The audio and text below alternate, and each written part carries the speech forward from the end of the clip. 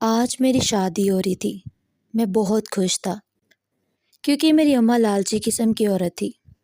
بڑی مشکل سے اماں کی ناک کے نیچے ان کی پسند کا کوئی رشتہ آیا تھا۔ پہلے تو جو بھی لڑکی مجھے اچھی لگتی اس کے گھر والے جہیز اچھا نہیں دے پاتے تھے، جس کی وجہ سے انکار ہو جاتا۔ اب اماں کو جو لڑکی اچھی لگی تھی وہ شکل و صورت میں عام سے تھی، مگر اس کے والدین ہمیں گاڑیاں بھر بھر کر جہیز دے رہے تھے۔ لڑکی عام صورت کی تھی مگر اس کے والدین مجھے ایک گاڑی بھی لے کر دے رہے تھے۔ میں دلہا بنا بیٹھا تھا، ساتھ دلہن بھی اچھی ہی لگ رہی تھی۔ میں نے دل میں شکریہ ادا کیا کہ شکر ہے دلہن کی شکل کچھ تو اچھی نکلی، ورنہ میرے باس کے سامنے میری کتنی انسلٹ ہوتی۔ میں ایک بہت اچھی فرم میں کام کرتا تھا۔ جلال احسان کا دور دور تک نام تھا۔ میں بھی اچھا خاصا کما لیتا تھا۔ وہ اپنے ملازمین کو سہولتیں اتنی اچھی دیتے تھے۔ میں نے اپنے باس اور ان کی فیملی کو بھی مدعو کیا۔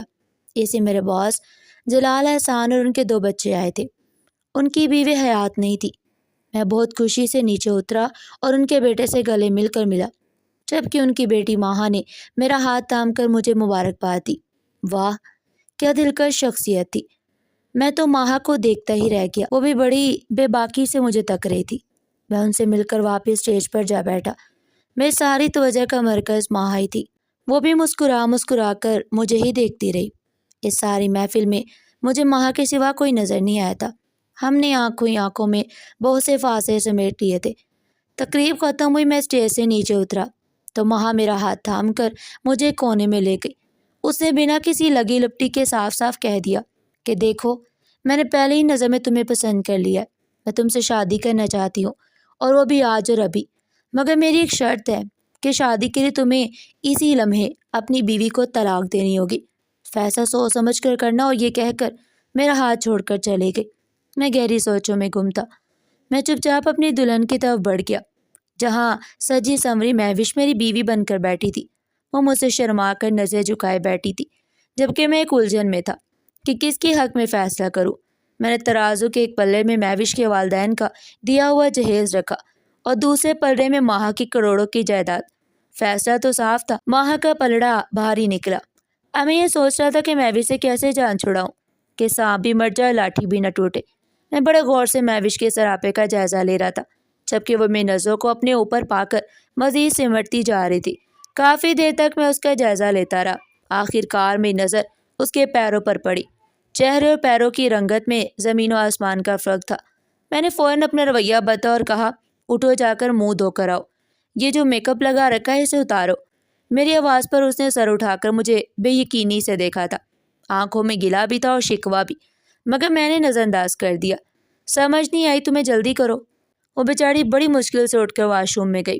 وہاں اس نے خاصی دیر لگا دی۔ جب واپس آئی تو اس کی آنکھیں سرخ ہو چکی تو وہ رو کر آئی تھی۔ میں نے پھر بھی کسی قسم کی کوئی رعایت نہیں برتی۔ میں نے اسے بازو سے پکڑا اور گھسیٹتا ہوا باہر لے آیا، جہاں میرے مہمان موجود تھے۔ دیکھو لوگوں، میرے ساتھ کتنا بڑا دھوکہ ہوا ہے۔ اتنی خوبصورت دلہن دکھا کر مجھے یہ لڑکی دے دی گئی۔ میں اسے کسی صورت قبول نہیں کروں گا۔ میری باتیں سن کر میری اماں گھبرائی ہوئی میرے پاس آئی۔ یہ کیا ڈرامہ لگا رکھا ہے؟ میں نے اماں کے کان میں کہا، کروڑوں کی جائیداد کی مالک ماہا مجھ سے شادی کرنا چاہتی ہے۔ اماں مسکرا دی اور بولی، پھر ذرا اچھے طریقے سے ڈرامہ کرنا۔ میں نے ایک لمحے کی تاخیر کیے بغیر مہوش کو طلاق دے دی۔ طلاق کا لفظ سنتے ہی وہ بے ہوش ہو گئی تھی۔ آس پاس کے لوگ دوڑ کر اس کے پاس آئے اور اسے سنبھالنے لگے۔ تبھی ماہا آگے بڑھی اور بولی، میں تم سے شادی کروں گی۔ سب لوگ حیران رہ گئے۔ جلال احسان آگے بڑھے اور بولے، ماہا گھر چلو۔ ایسا ہرگز نہیں ہو سکتا۔ لیکن اس نے اپنے باپ کا ہاتھ جھڑک دیا اور بولی، میرے معاملات میں مداخلت مت کرے۔ میں نے جلال احسان کی آنکھوں میں اتر جانے والی بے بسی کو غور سے دیکھا۔ ان کی آنکھیں بھی نم ہو چکی تھی، مگر وہ چاہ کر بھی کچھ نہیں کر پا رہے تھے۔ ماہا کا بھائی علی اپنے باپ کو دلاسا دے رہا تھا۔ پھر وہ آگے بڑھا اور بولا، چونکہ مہوش کی رخصتی نہیں ہوئی تھی، اس لیے اگر مہوش اور اس کے والدین کو اعتراض نہ ہو تو میں مہوش سے شادی کرنا چاہتا ہوں۔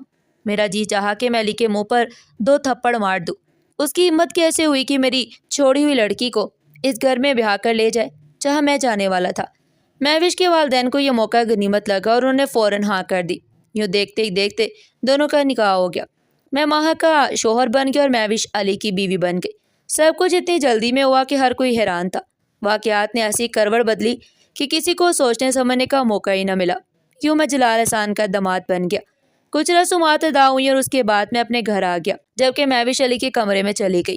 مجھے نہیں معلوم تھا کہ علی نے مہوش کو دل سے قبول کیا بھی تھا یا نہیں، مگر مجھے اتنا معلوم تھا کہ ایک ہی ملاقات میں ماہا میری دیوانی ہو گئی تھی۔ وہ مجھ پر صدقے واری جا رہی تھی اور میرے ناز نخرے اٹھا رہی تھی۔ اگلی صبح میں اور ماہا بڑی خوشی خوشی ڈائننگ ہال میں گئے تھے، جبکہ علی اور مہوش بہت خاموش نظر آ رہے تھے۔ مجھے بہت ہنسی آ رہی تھی۔ میں سوچ رہا تھا، آئی بڑی میرا مقابلہ کرنے والی، پہلے نصیب تو مجھ جیسا لاتی۔ مجھے جلال احسان سے توقع تھی کہ وہ مجھ سے بات نہیں کریں گے، مگر وہ میرے ساتھ بڑے نارمل انداز میں گفتگو کر رہے تھے، جیسے کل کچھ ہوا ہی نہ ہو۔ ان کی حالت دیکھ کر میں سمجھ گیا تھا کہ وہ اپنی بیٹی کے آگے بے بس ہے۔ مزے کی بات یہ تھی کہ ان کی بیٹی اب میری بیوی تھی۔ اب وہ وقت دور نہیں تھا جب اس عظیم کاروبار میں میرے بھی حصے ہونے والے تھے۔ شادی کے 2 ہفتے بعد میں نے دفتر جوائن کر لیا، جبکہ علی تو شادی کے اگلے دن ہی دفتر جانے لگا تھا۔ میں بھی اکثر اداس رہتی تھی، مگر اس کی اداسی مجھے بڑا لطف دیتی تھی۔ میں نے نوٹ کیا تھا کہ ماہا مہوش کے سامنے مجھے زیادہ عزت دیتی تھی۔ میرے لیے یہ بھی فخر کی بات تھی۔ میں نئے کپڑے خرید رہا تھا، سیر و تفریح کے لیے کبھی کہیں تو کبھی کہیں جا رہا تھا۔ میری شخصیت پہلے سے بھی زیادہ بدل گئی۔ اب تو دولت کی چمک دھمک نے مجھے مزید نکھار دیا تھا۔ لوگ اب مجھے عزت کی نگاہ سے دیکھتے تھے۔ آخر میں جلال احسان کا داماد جو تھا، وہ دن بڑے خوبصورتی سے گزر رہے تھے۔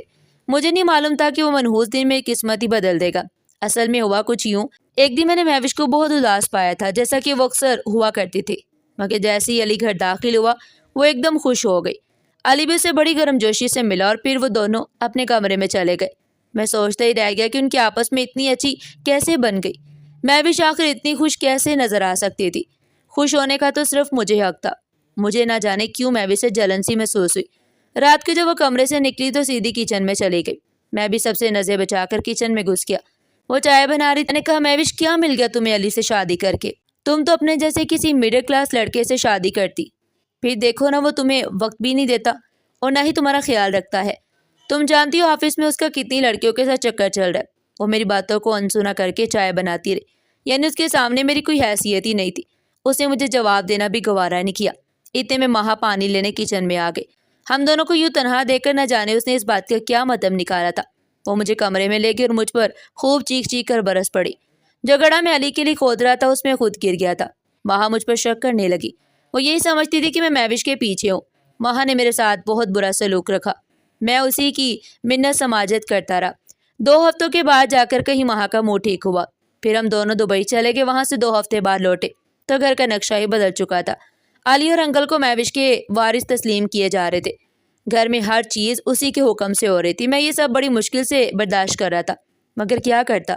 میں کچھ بھی تو نہیں کر پا رہا تھا، کیونکہ ماں نے مجھے سر سے اتار کر جوتے کی نوک پر رکھنا شروع کر دیا تھا۔ یہ بات بہت حد تک مجھے بے عزت کرتی تھی۔ میں بس زہر کی گوند بھر کر رہ جاتا۔ غصہ تو مجھے بھی آتا تھا، مگر میں خود پر کنٹرول کر لیتا۔ اگر میں ماہا کو غصہ دکھانے لگ جاتا تو پھر امیر بننے کا میرا خواب ہی رہ جاتا۔ ابھی تک ماہا نے میرے نام ایک کوڑی بھی نہیں کی۔ جب بھی میں اسے کسی چیز کا تقاضا کرتا وہ مجھے 2 کوڑی کا ملازم کہہ کر رکھ دیتی۔ میں نے ایک بات نوٹ کی تھی، میں بھی شلی کو بہت عزت دیتی، وہ اس کی کوئی بات نہیں ٹالتی۔ کبھی کبھی میرے دل میں عجیب سے چبھن ہونے لگتی، جبکہ ماہا نے اپنا الگ ہی طریقہ اپنا لیا۔ جیسے وہ مہوش کو دیکھتی اس کے ساتھ ہنسنے بولنے لگتی اور بار بار میری بے عزتی کرتی۔ مجھے بہت دکھ ہوتا تھا۔ ایک رات تو ماہا نے مجھے کمرے سے ہی نکال دیا۔ اب یہی سلسلہ چل نکلا۔ جیسے ہی ماہا کا موڈ خراب ہوتا وہ مجھے کمرے سے باہر نکال دیتی۔ میں نے اس بدلتے ہوئے رویے کی وجہ پوچھی تو اس نے صاف کہہ دیا کہ تم سے میرا دل بھر گیا۔ مجھے اس کی بات بہت عجیب لگی تھی۔ کیا انسانوں سے بھی دل بھر جاتا ہے؟ میں تو پھر اس کا شوہر تھا۔ ایک دن میری اور ماں کی بہت زبردست لڑائی ہوئی۔ وہ غصے میں گھر سے باہر چلے گئے۔ میں نے بھی غصے میں کمرے کی ہر چیز توڑ ڈالی۔ پھر خود کو بہتر محسوس کرنے کے لیے میں بھی باہر نکل گیا اور ایک مشہور پیزا ہٹ جا پہنچا۔ میں اپنے آرڈر کا انتظار کر رہا تھا کہ اچانک میری نظر کسی پر پڑی۔ میں حیرت سے ساکت رہ گئی۔ میری اوپر کی سانس اوپر، نیچے کی سانس نیچے رہ گئی۔ وہ ماہا تھی، مگر اس کے ساتھ کون تھا میں اسے پہچان نہیں پایا تھا۔ میری بیوی ماہا ایک لڑکے کے ساتھ ہنستے ہوئے باتیں کر رہی تھی۔ وہ بار بار اس کے کندھے پر اپنا سر رکھ دیتی۔ مجھے یہ سب برداشت نہیں ہوا تھا۔ میں ہامتا ہوا ماہا کی طرف بڑھا اور اپنی پوری قوت سے چیخ کر بولا، یہ کیا ہو رہا ہے؟ ماہا نے چونک کر میری طرف دیکھا۔ اس کی نظر میں صرف حقارت ہی حقارت تھی۔ وہ اتنا کہہ کر دوبارہ اسی نوجوان کی طرف متوجہ ہو گئی۔ میں نے آگے بڑھ کر ماہا کا ہاتھ پکڑ کر اسے اپنی طرف کھینچا تھا۔ وہ مجھ سے اس حرکت کی توقع نہیں کر رہی تھی۔ اس نے میرے منہ پر زوردار تھپڑ مار دیا اور ساتھ ہی سیکیورٹی کو بلا کر مجھے ریسٹورنٹ سے نکلوا دیا۔ اتنا ہی کافی نہیں تھا، وہ گھر آ کر بھی مجھ پر برس پڑی تھی۔ انکل اور علی حیرت سے ہمیں دیکھ رہے تھے، لیکن میں نے انہیں کچھ نہیں بتایا، اس لیے کہ ایسی بات سن کر ماہا میرے دل سے اتر جاتی، بلکہ صرف اس لیے کہ ان کی نظر میں میری عزت باقی رہے۔ میں بہت پریشان تھا، کھیل شروع ہونے سے پہلے ہی میرے ہاتھوں سے نکل گیا تھا۔ میں بھی ماہا سے نمٹ بھی نہیں پایا تھا کہ ایک نیا کھلاڑی میدان میں آ گیا، لیکن میں نے ہمت نہیں ہاری۔ میں رویا بھی اور تڑپا بھی، اور ماہا کو اپنی محبت کا یقین دلایا، اسے مجھے معاف بھی کر دیا۔ پھر حالات بہتر ہونے لگے۔ میرے حالات بہتر ہوئے تو میں نے ادھر ادھر کے حالات کا بھی جائزہ لیا۔ مہوش نے پورے روب اور دبدبے کے ساتھ گھر کی بگ دوڑ سنبھالی تھی۔ وہ ملکہ بنی بیٹھی تھی اور یہاں میری حالت ملازموں سے بھی بدتر تھی۔ میں نے دل میں عزم کیا تھا کہ جس دن ماہا میرے مکمل کنٹرول میں آ گئی، اس دن سب سے پہلے میں مہوش کا غرور توڑوں گا۔ اسی دن ماہا نے مجھے ورلڈ ٹور پر جانے کی خبر سنائی۔ میں خوشی سے پھولے نہیں سما رہا تھا۔ میں ورلڈ ٹور کا خواب بچپن سے دیکھتا چلا آ رہا تھا۔ میں نے اور ماہا نے مل کر خوب شاپنگ کی، اور پھر ایک دن ہم پاکستان سے روانہ ہو گئے۔ سب سے پہلے ہم دبئی پہنچے تھے۔ میں انتہائی خوش تھا، سب کچھ اچھا چل رہا تھا، لیکن ماہا نے ایک بار پھر پلٹی مار دی۔ اس نے ہوٹل میں اپنے لیے اور میرے لیے الگ الگ کمرے بک کروائے۔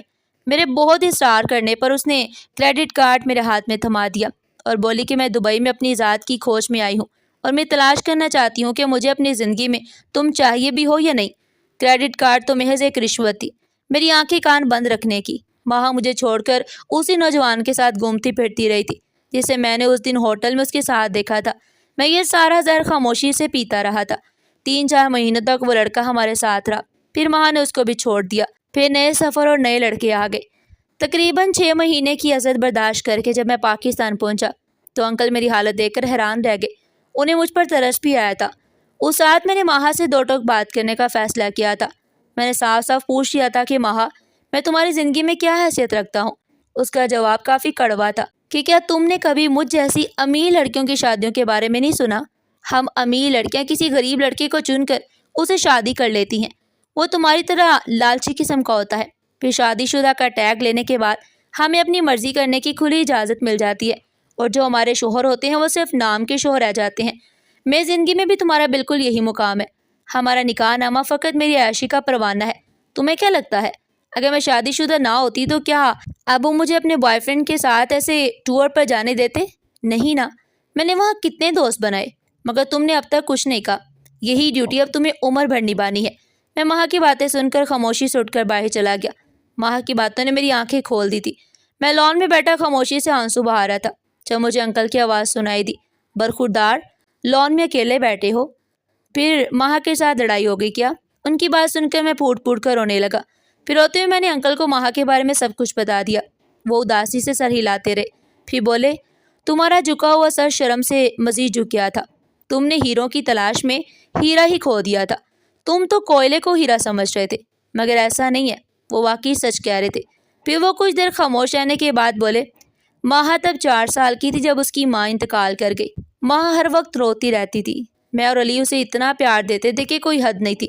اس کی ہر جائز ناجائز بات مانتے، سب کو صرف اس لیے کہ وہ اپنی ماں کا غم بھلا سکے، مگر تب تک بہت دیر ہو چکی تھی۔ اس لاڈ پیار کے بعد ماہا ہمارے ہاتھ سے نکل گئی۔ اس نے میری ہر بات رد کر دی اور اپنی مرضی کرنے لگی۔ تم سے بھی تو اس نے مجھ سے ضد کر کے شادی کی، مگر میں نے اس بات کو بھی نظر انداز کر دیا۔ دیکھو، اگر تم نے اس کا ہاتھ تھام ہی لیا ہے تو یہ سب برداشت کرنے کے لیے تیار ہو جاؤ، کیونکہ ماہا سنبھلنے والوں میں سے نہیں ہے۔ مجھے پتا تھا کہ امیر لڑکیاں اکثر بگڑ جاتی ہیں، تبھی تو میں نے اپنے بیٹے کی شادی طے کر دی تھی۔ اب دیکھو نا وہ کتنا خوش ہے۔ الحمدللہ۔ ان کی بات سن کر میں نے لاؤنج کی طرف دیکھا۔ وہاں مہوش ملکہ بنی بیٹھی تھی، سب کچھ اس کے ہاتھ میں تھا۔ اس نے اپنی اچھائی سے سب کو اپنا گرویدہ بنا لیا، اور میں نہ گھر کا رہا نہ گھاٹ کا۔ ہماری شادی کو ایک عرصہ گزر گیا۔ میں بہت پریشان اور ڈپریشن کا شکار ہو چکا تھا۔ ماہا کے وہی مشاغل تھے، وہ نئے نئے دوست بناتی، ان کے ساتھ گھومتی پھرتی، پھر انہیں بھی چھوڑ دیتی۔ کبھی میرے ساتھ ہنس کر بات کر لیتی تو کبھی میرے دشمن بن جاتی۔ میں نے ایک فیصلہ کر لیا تھا۔ مجھے لگا تھا ماہا میرا فیصلہ سن کر بہت خوش ہو گئی ہوگی، مگر وہ تو پریشان ہو گئی۔ اس نے مجھ سے فیصلہ بدلنے کو کہا، مگر میں اپنے فیصلے پر اٹل رہا۔ میں نے اسے صاف کہہ دیا تھا کہ میں تمہیں طلاق دے کر یہاں سے چلا جاؤں گا۔ ماہا بولی، تمہیں کیا پریشانی ہے اس گھر میں؟ دولت ہے، نوکر چاکر ہے، سب کچھ تو ہے۔ جہاں تک میری یعنی تمہاری بیوی کی بات ہے کہ میں تمہیں وقت نہیں دیتی اور تمہاری عزت نہیں کرتی، تو ذرا سوچو، تم نے عورت سے شادی کب کی تھی؟ تم نے تو پیسے سے شادی کی تھی، جو تمہیں مل بھی رہا ہے۔ اگر تمہیں عورت چاہیے ہوتی تو تم مہوش کو کبھی نہ ٹھکراتے اور میرے بھائی کی طرح خوش رہتے۔ آج مجھے اس کی یہ بات سن کر اسے نفرت ہو گئی تھی۔ میں نے ماہا کی منتوں کے باوجود اسے طلاق دے دی۔ وہ مجھے ہمیشہ اپنی آزادی کا پروانہ بنا کر ساتھ رکھنا چاہتی تھی۔ اسے مجھے اپنی جائیداد کی ایک کوڑی بھی نہیں دیتی۔ میں اپنی چھوٹی چھوٹی ضروریات کے لیے ماں کے آگے ہاتھ پھیلاتا تھا تو اسے مجھے کندھوں پر بوجھ بنا کر رکھ دیا تھا۔ میں انکل کے پاس گیا اور ہاتھ جوڑ کر معافی مانگنے لگا۔ انہوں نے مجھے معاف کر دیا، مگر اس شرط پر کہ میں محنت کر کے اپنی زندگی سنواروں گا۔ میں نے وہ نوکری چھوڑ کر کہیں اور چھوٹی موٹی نوکری ڈھونڈ لی۔ میری اماں کی طبیعت بھی کافی متاثر ہوئی تھی۔ وہ کہتی تھی کہ ہم سوکھی روٹی کھا لیں گے، مگر اب میرا بچہ میری نظروں کے سامنے رہے گا۔ پھر اماں نے میرے لیے ایک طلاق یافتہ عورت کا رشتہ ڈھونڈا تھا۔ اس کا نام پروین تھا اور اس کے 2 بچے بھی تھے۔ شروع میں اماں کو اعتراض تھا، مگر میں سمجھانے پر وہ مان گئی۔ یوں پروین اپنے 2 بچوں سمیت میرے گھر دلہن بن کر آ گئی۔ پروین بالکل مہوش کی طرح فرما بردار تھی۔ میں نے پروین کے بچوں کو اپنے بچوں کی طرح قبول کیا اور ان کے سروں پر شفقت کا ہاتھ رکھا۔ یوں زندگی کی ساری گریں اور الجھنیں ختم ہو گئی تھی۔ اب میری زندگی میں سکون ہی سکون تھا۔ ناظرین، آپ کو ہماری آج کی کہانی کیسی لگی؟ کمنٹ سیکشن میں اپنی قیمتی رائے کا اظہار ضرور کیجیے گا۔ اس طرح کی مزید سبق آموز کہانی سننے کے لیے چینل کو سبسکرائب کریں، ویڈیو کو لائک کریں اور زیادہ سے زیادہ شیئر کریں۔ پھر ملتے ہیں ایک نئی اور سبق آموز کہانی کے ساتھ۔ تب تک کے لیے اپنا بہت سارا خیال رکھیے گا۔ شکریہ۔ اللہ نگہبان۔